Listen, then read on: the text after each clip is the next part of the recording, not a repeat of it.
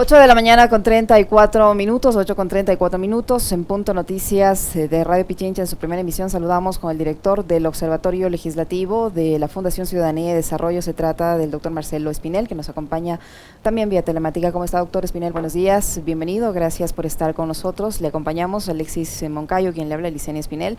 ¿Es positiva o es negativa la evaluación del trabajo de la Asamblea Nacional durante su primer año de gestión en términos generales? Doctor, buenos días. Licenia, Alexis, muy buenos días. Gracias por la invitación y su apoyo en la difusión de este informe. Un cordial y atento saludo a la distinguida audiencia de Radio Pichincha Universal. Bueno, desde el Observatorio Legislativo hemos calificado como negativo el primer año de la Asamblea Nacional por diversos aspectos. Se puede evidenciar en el informe que hasta el día de hoy apenas la mitad de la información que la Asamblea debería hacer pública a través de distintos mecanismos es susceptible de conocimiento de la ciudadanía. Desafortunadamente, la Asamblea Nacional a nivel institucional no publica toda la información que le obliga tanto la Ley Orgánica de la Función Legislativa, así como también el Reglamento de Parlamento Abierto. Hemos visto una Asamblea Nacional que se ha caracterizado por la pugna de poder y que en los últimos 3 meses ni siquiera ha podido tener un trabajo eficiente y sintonizado con las necesidades ciudadanas. Y en último lugar, algo que lo hemos reiterado, es bochornoso, por decirlo menos, que sea precisamente la presidenta de la Asamblea Nacional quien se encuentra en el listado de los 5 asambleístas que más se ausentan en las votaciones, incumpliendo así con la representación ciudadana en el Parlamento. ¿Cómo está, Marcelo? Qué gusto saludarle. A ver, esta primera evaluación o primer diagnóstico pasa por, digamos, la actuación de todo el cuerpo colegiado, los 137, o quizás por las polémicas que se han generado a partir de lo que muchos consideran ha sido una mala conducción y dirección por parte de la presidenta Yori. Bueno, yo creo que las responsabilidades recaen en distintos niveles. El hecho de que, por ejemplo, no se transparente información de forma adecuada, sin duda que recae en la institucionalidad legislativa, y esta es dirigida por la presidenta Yori. Que la Secretaría General de la Asamblea Nacional, que la Unidad de Tecnologías de la Información y la Comunicación no hayan dado facilidades a los legisladores para transparentar información, eso es responsabilidad directa de la presidenta de la Asamblea Nacional. Pero el hecho de que, por ejemplo, se retiren procesos de fiscalización con la finalidad de priorizar otros, es una actitud irresponsable que recae sobre una organización política y un asambleísta en específico. Entonces también veamos cómo existen estos distintos matices, ¿no? Por otro lado, pues en aspectos positivos se puede evidenciar que el 40% de las acciones contempladas en la agenda legislativa hasta el día de hoy se ha ido cumpliendo, algo que evidencia que existe trabajo en la Asamblea Nacional. Pero si es que desmenuzamos un poco más este dato, Alexis, podemos evidenciar que gran parte del trabajo se centra en las comisiones legislativas, aprobaciones de informe de primer debate, aprobaciones de informe de segundo debate, pero no se evidencia trabajo en el Pleno de la Asamblea Nacional. Y esto responde a las pugnas de poder que desafortunadamente hemos visto los ciudadanos en los últimos 3 meses, específicamente en el Pleno de la Asamblea Nacional. Doctor Espinel, de este trabajo se puede ver reflejado en cuántas normativas, cuántas se han aprobado, cuántas han sido iniciativa de la propia Asamblea, cuántas del Ejecutivo. Eso por un lado. Y por otro también esta Asamblea se ha caracterizado por su inestabilidad al interior de las diferentes bancadas. Hace poco nomás terminó de desgranarse la bancada de la Izquierda Democrática, que en este punto no sé si todavía sigue siendo una bancada. Durante este primer año de funciones de la Asamblea Nacional Licenia se presentaron un total de 219 proyectos de ley. 207 presentados por los asambleístas, 6 por el presidente de la República y 6 por otras funciones del Estado. De estos 219, 14 se convirtieron en leyes, pero de estas 14 leyes aprobadas por la Asamblea Nacional, 13 fueron proyectos de ley presentados en el periodo pasado. Ojo, esto no es negativo. Más bien muestra una actitud responsable de la Asamblea Nacional de dar continuidad a los debates legislativos entre periodos. Solo uno de los proyectos de ley presentados por el presidente de la República, en este caso, fueron aprobados y otros no han tenido la misma suerte dentro del Pleno de la Asamblea Nacional. Un dato bastante interesante también es que el 70% de los proyectos de ley presentados en este caso por los asambleístas, por el presidente, así como también por otras funciones, son reformas a leyes vigentes y un 31% son leyes nuevas. A ver, hay algo que me queda, y para no ser así tan malvados, ¿no? Porque siempre con el Parlamento, sobre todo cuando se hace periodismo de opinión, de interpretación, como me corresponde a mí en la primera media hora de este espacio, solemos ser muy injustos a ratos, no injustos, sino muy severos con la legislatura. Y hay algo que acaba de decir el doctor Espinel, que me parece a mí sí vale la pena destacarlo, más allá de que todo el camino transcurrido en este primer año de gestión de la Asamblea da cuenta de que empezaron con cifras que estaban más o menos por el 33-34% de aceptación y han llegado a unos niveles en los que se ubican por el 11, 10, incluso menos, algunas encuestadoras les dan. Pero yo lo que noto es que trabajo sí hay, y hay algo que quizás la mayoría de los ciudadanos no logramos entender porque... Obvio, no todos los ecuatorianos estamos dentro del Palacio Legislativo y sabemos cómo es la dinámica de un parlamento. Muchas veces nos quedamos con la cobertura que hacen los medios de comunicación del pleno, ¿no? Con las intervenciones en el pleno, donde están los 137 en el hemiciclo parlamentario. Pero no vemos lo que ocurre en esos 7 pisos que tiene la Asamblea. En esos 7 pisos que están distribuidas las 15 comisiones especializadas, donde dice Marcelo Espinel, hay trabajo.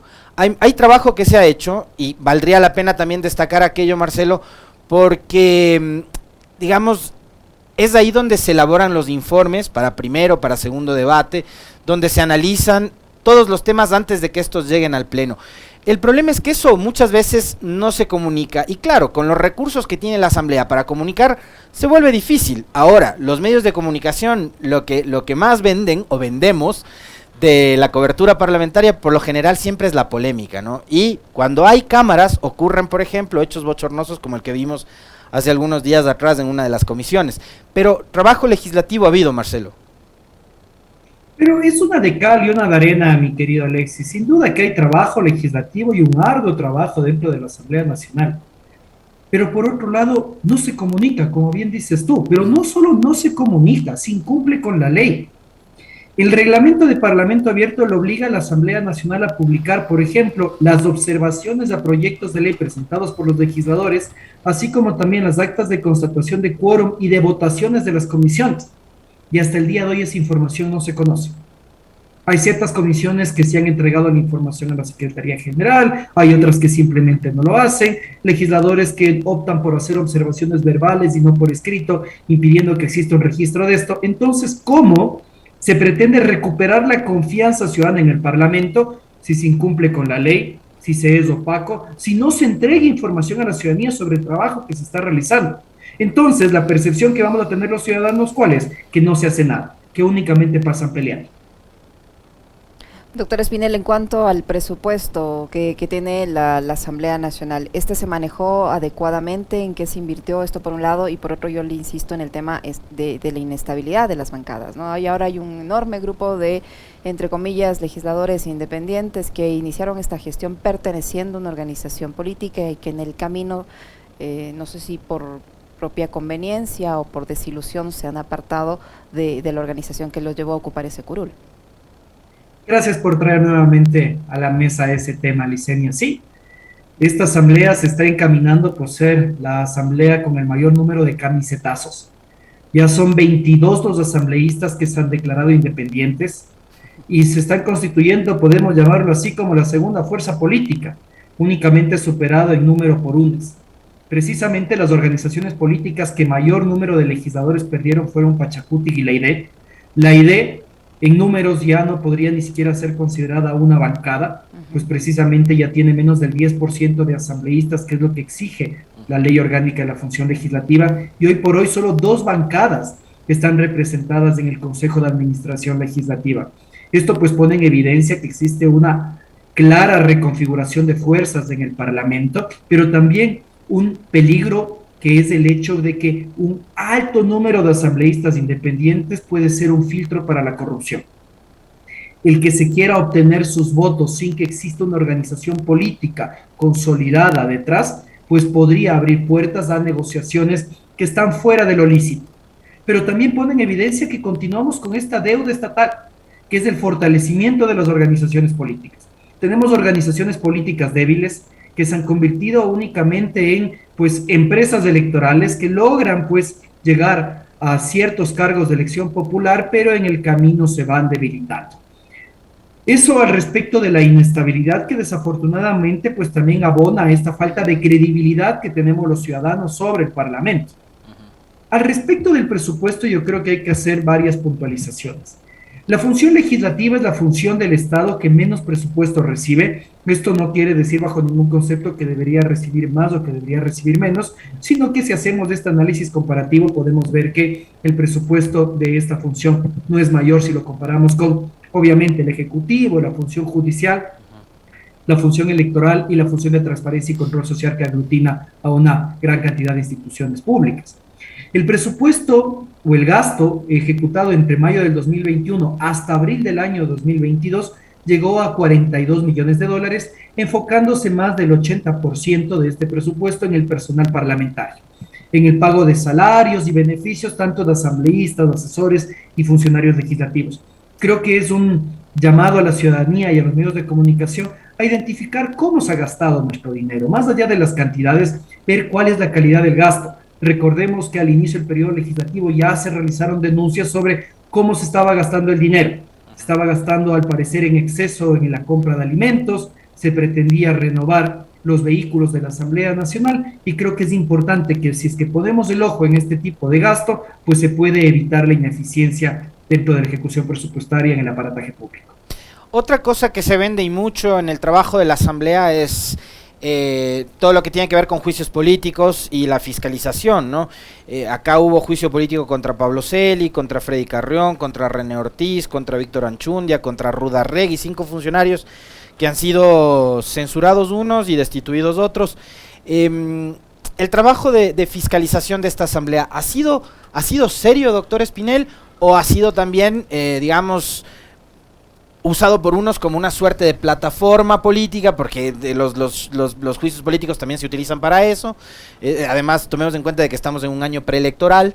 ¿Han sido serios los procesos de fiscalización o no? ¿Han sido bien llevados, bien conducidos? ¿Sirvió esa reforma además de la Ley Orgánica de la Función Legislativa? Creo que haces una muy buena introducción. Tenemos un alto número de pedidos de juicios políticos, llegamos a 15 pedidos de juicios políticos dentro de este primer año de gestión. Y a pesar de las reformas de la Ley Orgánica de la Función Legislativa que establecía plazos para el tratamiento de esos juicios políticos, la Asamblea sigue llegando tarde. Es por eso que en pocos casos logró la censura y la destitución de los funcionarios, únicamente en 3 de estos 15 pedidos, 2 pudieron ser censurados porque la autoridad ya no se encontraba ocupando el cargo al momento de la resolución de la Asamblea Nacional y 2 resultaron ser archivados. Creo yo que seguimos con la deuda de una fiscalización responsable, Alex. La fiscalización lo que debe perseguir es vigilar el buen uso de los recursos públicos y el cumplimiento de las funciones de otras autoridades del Estado. Para nosotros es irresponsable, por decirlo menos, con los ciudadanos el retirar juicios políticos porque ya no se los considera necesarios, porque ya no se los considera convenientes, porque la agenda de la organización política cambió. Y me refiero específicamente a lo que han anunciado algunos legisladores de, por un lado, retirar el pedido de juicio político en contra del procurador, retirar posteriormente el pedido de juicio político en contra de las autoridades del Consejo Nacional Electoral, para darle, en este caso, más importancia a un juicio político en contra de los consejeros de participación ciudadana y control social. Lo que buscaban las reformas de la Ley Orgánica de la Función Legislativa es un respeto al procedimiento, que los procesos de enjuiciamiento político sean tratados no solo de forma oportuna, sino en el orden en el que fueron presentados. El hecho de retirar un juicio político, independientemente de en contra de quien sea, pues muestra una manera de virar la ley, de interpretar la ley al antojo, de encontrar el resquicio. ¿Para qué? Para, en lugar de perseguir estos fines estatales de vigilancia de recursos públicos y cumplimiento de funciones, buscar tal vez agendas políticas que implican el meter las manos en otra entidad del Estado. Doctor Espinel, en cuanto a la transparencia, ya todos los asambleístas han publicado la información pertinente para decir que han sido transparentes y que tienen ningún tipo de conflicto de interés, por ejemplo. Esta es otra de las deudas de la Asamblea Nacional. Aquí hay que identificar a los responsables, dice. La Ley Orgánica de la Función Legislativa planteaba obligaciones nuevas para los asambleístas en materia de transparencia. Por ejemplo, que se transparente esta declaración de intereses y su agenda semanal de reuniones. Esta declaración de intereses no es más que un documento que garantiza que los ciudadanos podemos conocer si es que las autoridades, en este caso los asambleístas, tienen familiares o que tienen personas allegadas por parentesco sanguíneo de afinidad, ocupando altos cargos públicos, como gerentes o accionistas de empresas o contratistas del Estado. Y también si los legisladores son participantes de los paquetes accionarios de empresas privadas. Desafortunadamente, a pesar de que los asambleístas entregaron esta información al inicio del periodo legislativo, la Asamblea Nacional no ha transparentado esta información. Esta información debería ser de conocimiento público en la página web de la Asamblea Nacional, así como también la agenda semanal de reuniones de los legisladores. No se dieron las facilidades para que los asambleístas publiquen esta información en su web y al día de hoy, por insistencia del Observatorio Legislativo en una campaña comunicacional que venimos realizando en los últimos meses, solo 18 de los 137 legisladores han decidido transparentar esta información. Veamos cómo desafortunadamente es la gran mayoría de los asambleístas los que se oponen a una política de transparencia y que busca recuperar la confianza ciudadana en el Parlamento. Mencionaba hace un momento, Licenia, el tema de los camisetazos. Marcelo decía son 22, yo le leí en un buen recuento que hizo también Emilio Domínguez, hizo un buen hilo el fin de semana Emilio, querido amigo, sobre lo que ha sido este año y el recorrido de la Asamblea. Él hablaba de 23, pero a ver, sean 22, 23, pueden ser menos o más. El tema es, estos camisetazos, Marcelo, en una democracia como la que tenemos nosotros, donde hay partidos políticos que, digamos, son maquinarias electorales que se activan cada 4 años, y fíjense que ayer nomás veía yo que ya, por ejemplo, quienes han sido separados o expulsados de la izquierda democrática van con la intención de inscribirse, ¿no? Inscribir otro movimiento político. Y yo particularmente, pueden ustedes discrepar conmigo, están en su derecho, yo no creo que mientras más partidos políticos hay más democracia. Creo que con lo que hay que reordenar más bien, considero, el sistema de partidos políticos en el Ecuador.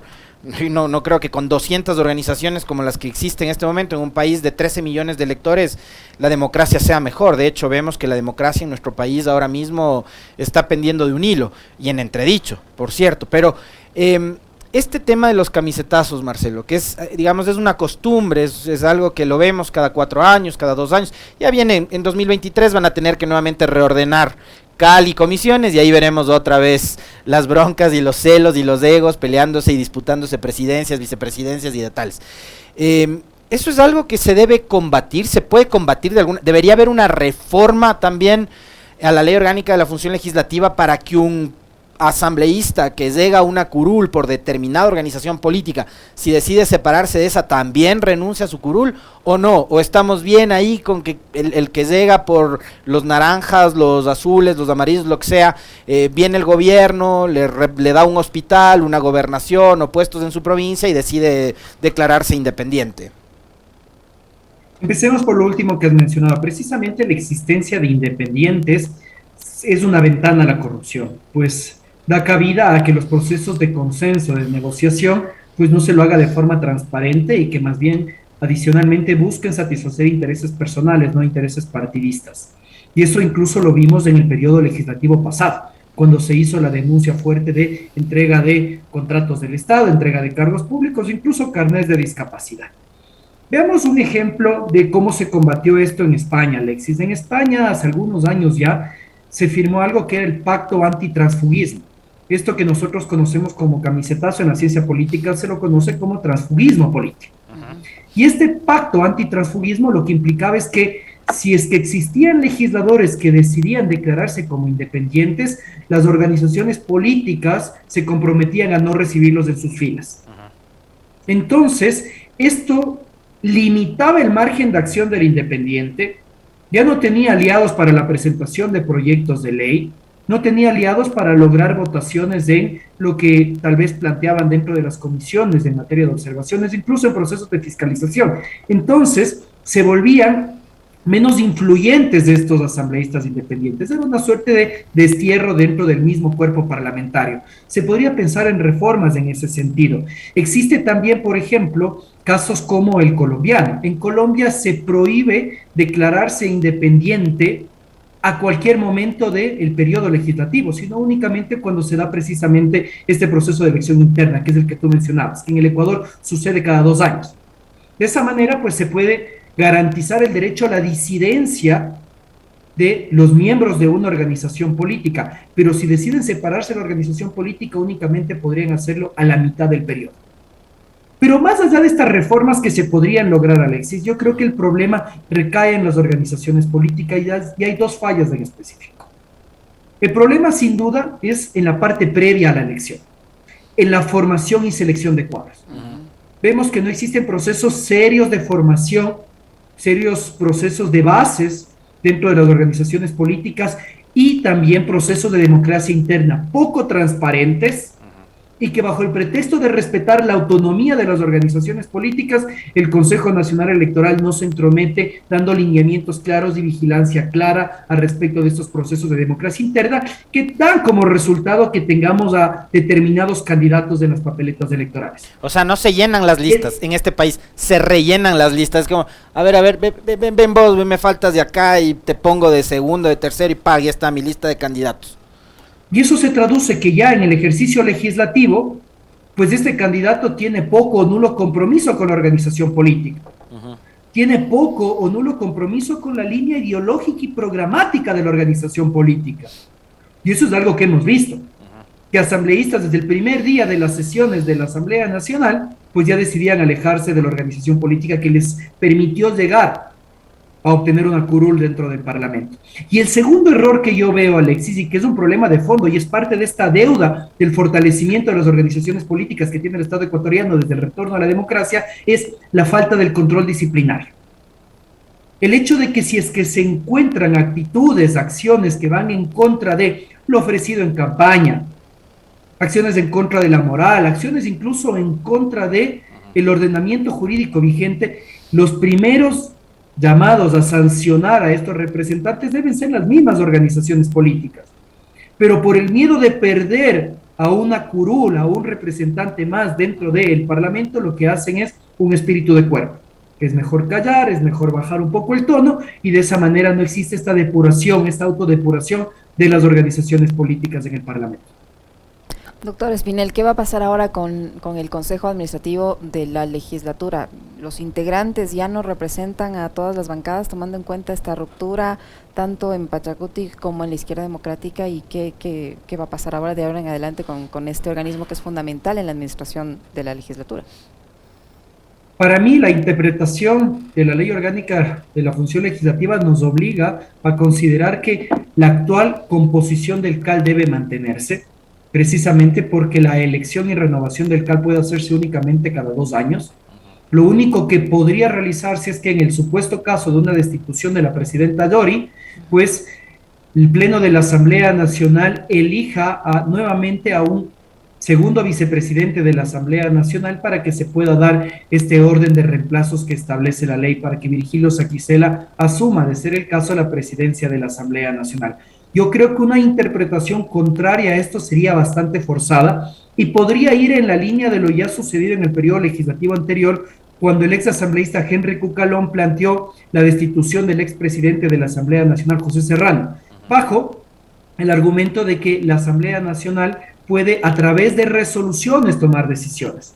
Entonces, yo creo que esto pues se enmarcaría en un irrespeto a la normativa jurídica vigente y que no debería darse una nueva recomposición del CAL, sino hasta el 14 de mayo del año 2023. Doctor Espinel, hace algunos días conversábamos con usted sobre el tema de los conflictos de intereses, ¿no? Y ahí también vamos nuevamente a retomar el debate de las organizaciones políticas, a quienes ponen en sus listas. ¿Deberían abstenerse los legisladores cuando se aprueba o se tramita un proyecto de ley o alguna cosa por el estilo que tiene que ver con, por ejemplo, las actividades particulares del legislador o de su familia o de su papá, de su hermano, de su esposa, etcétera, etcétera? Porque sabemos que también la política opera de esa manera, ¿no? O sea, digo, Álvaro Noboa tiene a su hijo como asambleísta y presidente de una de las comisiones. Le interesará mucho los temas tributarios, los temas de exportación, etcétera, ¿no? Sin duda que sí, y esa fue una de las reformas positivas que se logró en el anterior periodo legislativo, y las cosas hay que decirlo así. Desafortunadamente lo que estamos viendo en la Asamblea Nacional, Alexis, es lo que los ecuatorianos vemos al día a día, que se dice hay que encontrarle la trampa, ¿no? Echa la ley, echa la trampa. Se lograron reformas de la Ley Orgánica de la Función Legislativa que establecen la obligación de los asambleístas de abstenerse de votar en aquellos temas en los cuales podrían tener cierto tipo de interés, directo o indirecto, sea personal o a través de sus familiares. Y esto se da en consonancia con una disposición constitucional. Al día de hoy, Alexis, nosotros hemos evidenciado que al menos 18 legisladores tendrían conflictos de interés. Se identificaron cerca de 22 potenciales relaciones con proyectos de ley que están listos para la aprobación de un informe de primer debate o la aprobación de un informe de segundo debate. Y estos asambleístas claramente al momento de iniciar la discusión y aprobación de estos temas deberían abstenerse. Desde el observatorio nosotros estamos vigilantes tanto a la agenda legislativa así como también a las posiciones de estos legisladores de cumplir con la ley. Esperamos que no vuelva a suceder un caso como el acontecido en meses atrás con el asambleísta Ferdinand Álvarez, que consumó el archivo del proyecto de ley de prevención de conflictos de interés precisamente como presidente de la Comisión de Transparencia y Participación Ciudadana, que pues se evidenciaba que el asambleísta era gerente y único accionista de una empresa que precisamente tenía como objeto social la prevención de conflictos de interés.